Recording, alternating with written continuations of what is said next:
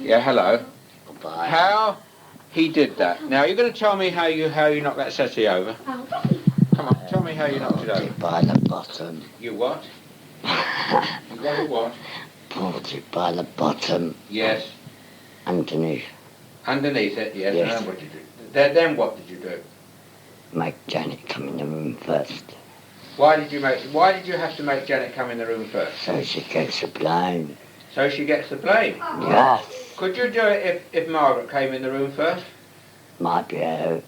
Or if Mrs. Hodgson came in the room first, could you do it then? No, she's too old. She's too old. Could you do it if I came in the room first? No. Well, what's age got to do with it? What difference does it make how old? Take energy from young people, not old ones. Oh, you only take energy? Yes. Why can't you take energy from old people? I use it all in the day. Pardon? I use it all. Oh, old people use more energy during the day. And do young people store it up then? Yes. How do you take their energy? Electric shock. You take it by electric shocks. More. Do you take electrical energy then? Yes, I can. If you can. I can take electric. You can take electrical Yes. energy. If you don't take that energy, could you tip the settee up if you didn't take that energy? No, I couldn't. You couldn't Impossible. do it? Impossible. Yes. You always have to use energy from people. Yes. Can't you take energy from anything else? No. You can't. No. What else can you do with energy? Tip the chairs over, pull the plugs out, Yeah, but you can do other things, can't you? put books through the window. No, put books through the window. Who put the book through the window? I did. You did. I took a shortcut and put it through it. Ah, I see. How would you have done, if I'd have said to you, put that book through the window, without breaking the window, how would you have done it? Opened the window and thrown it. Sorry? Opened the window and thrown it out. You would have opened the window and thrown it out. It's the biggest window, front room. Yeah, but could you have thrown it through the glass itself without breaking the glass? Yes. How would you do that then? Dematerializes, it was not in there. You would dematerialise it? Yes. How do you do that then? I don't know, but I'll do it somehow, don't I? You don't know how you do it. No. A gift. It's a gift, is it?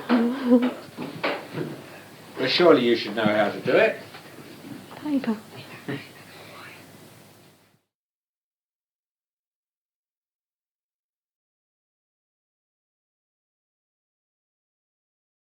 Welcome to the Deep Dive. Today, we're venturing into, well, a pretty fascinating piece of audio history. We've got this recording here from 1978. The file name is Occult Dis 102 Voices from Possessed Children, 1978.mp3. Right. And it's not just, an old tape hiss kind of thing. It's supposed to be a recording of interactions. Yeah.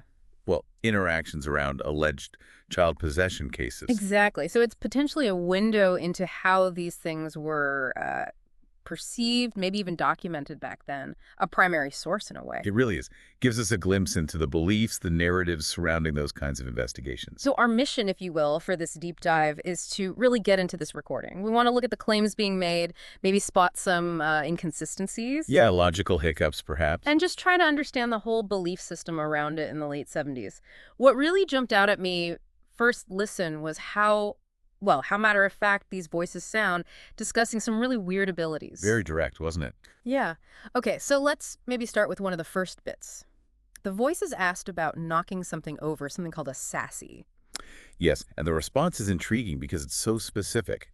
It says it did it by the bottom. Right, by the bottom and underneath it. Which suggests, a definite action. It wasn't just a random thing falling over. There's like an agency implied there. It does feel like that. And then it gets even more interesting, I think. The voice actually says it made Janet come in the room first. Ah. So she would get the blame. See, that's calculation, isn't it? That's not just moving an object. It's planning.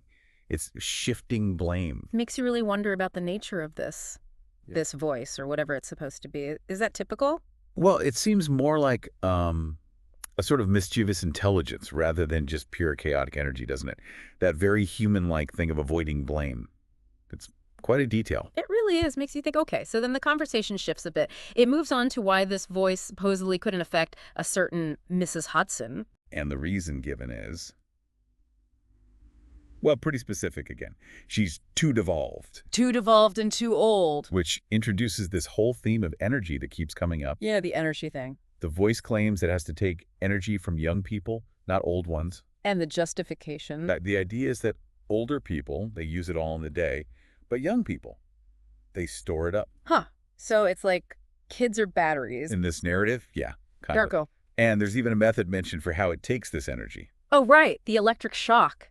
It actually confirms taking electrical energy. Which is crucial because the voice insists it needs this energy. It needs it to do things like, well, tip stuff over. So there's a dependency. It can't just act on its own. It needs fuel, specifically electrical energy from kids. It's an interesting detail, especially for the late 70s. You know, electricity was becoming more and more a part of everyday life, the public fascination with it. That's a good point. Could that sort of contemporary understanding, even a basic one, have kind of shaped how this phenomenon was being described? It's possible, isn't it? Linking the unexplained to something vaguely scientific sounding, like electricity. And the voice is pretty firm about it. It always needs energy from people. Can't get it from, I don't know, a wall socket or something. Apparently not. Only people. Young people. These seem like very definite rules it's laying out. They do, presented as facts within this conversation. And then things get even stranger when it talks about other abilities. Yeah. Beyond just knocking things over. Yeah, it mentions tip out over plugs out, whatever that means exactly. And then the big one, put books through the window. The book through the window, that's a classic almost. It is. And when the interviewer asks how it did that, the first explanation is almost mundane. It calls it a shortcut. Right. And then when pushed on doing it without breaking the glass, the first suggestion is basically, well, open the window first. Open the window and thrown it out a window. Which, yeah, makes perfect sense. Not very paranormal, though. Not at all. But then it changes tack. It says, no, we could throw it through solid glass without breaking it. Spy. Dematerializing it. Okay, wow. So we've gone from moving things to, like, Star Trek transporter beams. That's a huge leap. It absolutely is. And you hear the interviewer's skepticism right away, don't you? Impossible. Yeah, you can't blame him. It flies in the face of, well, everything we know about physical objects. But the voice's explanation for how it does this dematerializing, it's less than clear. That's putting it mildly. What does it say? First, it's, I don't know, but I'll tell you somehow, don't I? Which is not an explanation. Not really, no. Just kicking the can down the road. And later, it just calls it a gift. A gift, right. So no mechanism, no process, just magic, basically. Essentially. And that's where it gets really interesting, I think. You have this contrast. How so? Well, you got the apparent cunning and planning and the knocked sassy over bit, getting Janet blamed. Right. Very strategic. And then this claim of an incredible power, dematerialization, but zero understanding of how it works. Just, I don't know, it's a gift. It does seem inconsistent, doesn't it? Like, you can plot revenge, but you don't know how your own powers work. Exactly. It feels the different types of claims bundled together. Some seem thought out, others just asserted without backup. And those rules about energy, too, young people only, the electric shock method, they feel a bit, I don't know, arbitrary. They do. While reasons are given, they don't really mesh with any known science or even consistent paranormal lore, necessarily. It makes you really question the source and the structure of these beliefs being expressed. Okay, so if we try and sort of summarize what we're hearing in this recording, right? We've got a voice that claims it can physically move things around. Mm-hmm. But it needs energy. Right. It needs electrical energy, specifically from young people, taken by electric shock. And then it claims these much grander physics-defying powers like dematerialization. But has no idea how those actually work. Calls it a gift. Precisely. So it's this mix of maybe calculated mischief, this quite specific but odd system of energy transfer, and then these huge unexplained powers. All wrapped up in this context of alleged possession from 1978. Yeah. It's a fascinating snapshot, isn't it? It really is. When you put it all together, it leaves you thinking. This recording, it gives you this direct line almost into a historical account of, well, something unexplained. You hear the claims, the justifications. And it definitely makes you reflect on the kinds of stories we tell and maybe accept about things we don't understand. Yeah. What assumptions do we bring to the table when we hear stuff like this? Exactly. How does a recording like this reinforce our ideas or maybe challenge them?